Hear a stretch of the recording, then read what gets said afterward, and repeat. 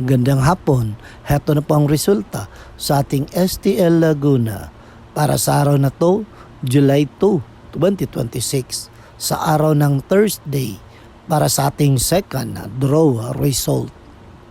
Maghanda na kayo at heto na ang resulta sa ating second draw. At para naman po sa ating STL Laguna second draw result, ang resulta ngayong hapon ay ang kombinasyong ito. Dapat iwasan natin ang mga illegal na bagay, mga ka-STL, dahil hindi magiging maganda ang ating pamumuhay. At tiyak, hindi tayo magkakaroon ng katahimikan. Okay? Ingat kayo palagi. Don't forget to subscribe. Purple Green TV. Paki-like po. Thank you.